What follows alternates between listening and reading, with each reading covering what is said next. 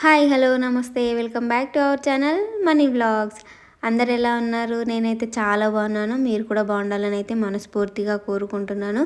ఈరోజు మన వీడియో వచ్చేసి గుంత పొంగనాలు విత్ పల్లీ చట్నీ అనమాట. ఇక్కడ వచ్చేసి నేను గుంత పొంగనాలు ఎలా వేసుకోవాలి, ఏమేమి కావాలని అయితే క్లియర్గా చూపించబోతున్నాను.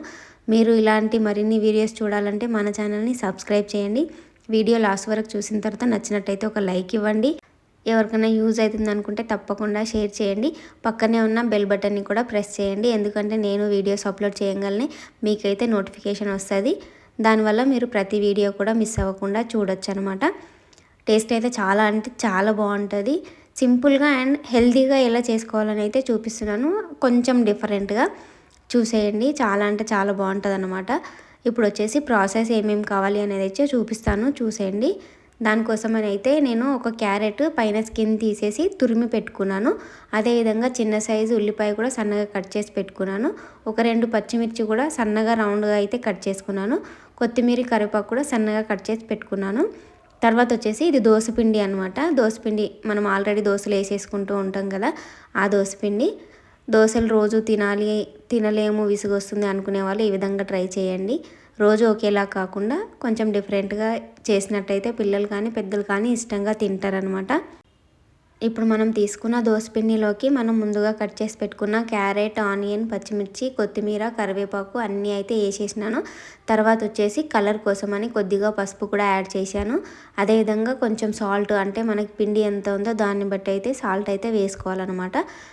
ఇవన్నీ వేసుకున్న తర్వాత ఇట్లా మంచిగా కలిపేసుకోవాలి. ఎందుకంటే మనం సాల్ట్ అనేది వేసినాం కదా, మొత్తం పిండికి అంతా కలవాలి కాబట్టి ఈ విధంగా అయితే నీట్గా కలిపేసుకున్నాము. పసుపు ఎందుకు వేసామంటే మంచి కలర్ కోసమని పసుపు అయితే యాడ్ చేశాను అనమాట. చూడ్డానికి చాలా బాగుంటుంది పసుపు యాడ్ చేయడం వల్ల. ఒకవేళ మీరు ఇక్కడ పచ్చిమిర్చి వద్దు అనుకుంటే పచ్చిమిర్చి స్కిప్ చేసి ఎండు కారం కూడా వేసుకోవచ్చు, అంటే కారం పొడి కూడా వేసుకోవచ్చు అనమాట. వీటన్నింటిని ఈ విధంగా మంచిగా కలిపి పెట్టుకున్న తర్వాత పొంగనాల గిన్నె ఉంటుంది కదా, స్టవ్ వెలిగించుకొని పొంగనాల గిన్నె అయితే పెట్టుకున్నాను. కొంచెం వేడి అవ్వనివ్వాలి. కొంచెం వేడి అయిన తర్వాత కొద్దిగా ఆయిల్ అయితే వేసుకోవాలి వాటిలోకి. నేనైతే మరీ ఎక్కువ ఆయిల్ వేయట్లేదు, కొద్దిగా అయితే వేస్తున్నాను అనమాట. చూస్తున్నారు కదా మీరు. ఈ విధంగా అయితే కొద్దిగా ఆయిల్ అయితే అన్నిట్లోకి వేసుకోవాలి. ఫస్ట్ టైం వేసినప్పుడు అయితే తప్పకుండా ఆయిల్ వేయాలి. నాన్ స్టిక్ కదా, ఆయిల్ వేయకపోయినా వస్తుంది అనేసి అనుకోకండి. కొద్దిగా వేయాలి ఫస్ట్ టైం వేసినప్పుడు. తర్వాత నెక్స్ట్ ఆయిల్ వేసుకున్నప్పుడు వేయకపోయినా కూడా ఏం కాదనమాట. ఫస్ట్ వేసినప్పుడు అయితే కొంచెం ఆయిల్ వేసి ఈ విధంగా కొంచెం మళ్ళీ వేడి అయిన తర్వాత మనం కలిపి పెట్టుకున్న పిండిని అయితే ఈ విధంగా అన్నింటిలోకి వేసేసుకోవాలి. మరి ఎక్కువ వేయకూడదు, ఎక్కువ వేస్తే పైకి ఎక్కువ పొంగిపోతూ ఉంటాయి. అందుకోసమని జస్ట్ అది ఎంతవరకు ఉందో రౌండ్ అనేది అంతవరకే వేసేసుకోవాలి. ఈ విధంగా అయితే అన్నిట్లోకి అయితే పిండి వేసేసుకున్నాను అనమాట. మనం ఇక్కడ కలిపినప్పుడు ఆనియన్, క్యారెట్ అనేది మొత్తం కలిసేలాగా కలుపుకోవాలి. ఇప్పుడు వేసిన తర్వాత మూత పెట్టేసి ఒక 2-3 నిమిషాలు అయితే ఉడకనివ్వాలి. సిమ్లో పెట్టుకున్నట్టయితే ఒక 5 నిమిషాలు అయితే టైం పడుతుంది. కొంచెం మీడియం ఫ్లేమ్లో పెట్టుకున్నట్టయితే కొంచెం ఒక 2 నిమిషాల్లోనే ఉడికిపోతాయి అనమాట. కాకపోతే మీడియంలో పెట్టుకుంటే ఏమైపోతుందంటే కింద మాడిపోయినట్టు అయ్యి మధ్యలో అయితే పిండి అలాగే ఉండిపోయే ఛాన్స్ ఉంటుంది. అందుకని సిమ్లో పెట్టుకొని అయితే కుక్ చేసుకోండి. ఒక 5 నిమిషాలు అయితే ఈ విధంగా మంచిగా పొంగుతాయి అన్నమాట. పొంగనాలు వచ్చేసి చూస్తున్నారు కదా, మనకి పైన పిండి అనేది కనిపించకుండా ఈ విధంగా పొంగేస్తాయి అన్నమాట. జస్ట్ ఇట్లా తిప్పేసుకుంటే సరిపోతుంది. ఒకవేళ మీ దగ్గర ఈ స్టిక్ లేనట్టయితే మనం స్పూన్తో కూడా తిప్పేసుకోవచ్చు. ఈజీగా వచ్చేస్తాయి అనమాట. ఎందుకంటే ఆయిల్ వేసినాం కాబట్టి ఈజీగానే తిరిగిపోతూ ఉంటాయి. ఈ విధంగా మంచిగా తిప్పేసుకోవాలి అన్నింటిని కూడా. ఫస్ట్ అయితే మధ్యలో అయితే తిప్పేయాలి, ఎందుకంటే మధ్యలో కొంచెం వేడి ఎక్కువ ఉంటుంది కాబట్టి మాడిపోతాయి. అందుకోసమని మధ్యలో ఫస్ట్ తిప్పేసుకొని ఈ విధంగా అన్నీ తిప్పేసుకున్న తర్వాత మళ్ళీ అయితే మూత పెట్టేసి మళ్ళీ ఒక 2-3 నిమిషాలు అయితే చేయాలన్నమాట. ఒక 2-3 నిమిషాల తర్వాత చూసినట్టయితే మంచిగా అయితే కాలిపోయినాయి. చూస్తున్నారు కదా, నేనైతే ఫస్ట్ మధ్యలో అయితే తీస్తున్నాను, ఎందుకంటే ముందే చెప్పినా కదా మాడిపోయే ఛాన్స్ ఉంటుందని. అందుకోసమని ఫస్ట్ అయితే మధ్యలో తీసేసినాను.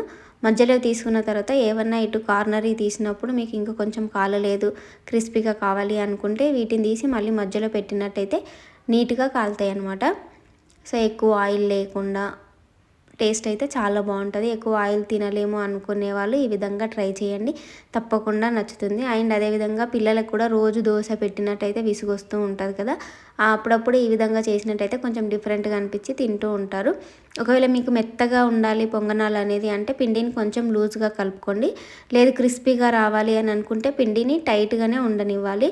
పిండి టైట్గా ఉన్నట్టయితే క్రిస్పీగా వస్తాయి, కొంచెం మనం లూజ్ కలిపి వేసుకున్నట్టయితే మెత్తగా వస్తాయి అన్నమాట. మీరు ఏ విధంగా కావాలంటే అట్లయితే వేసుకోండి.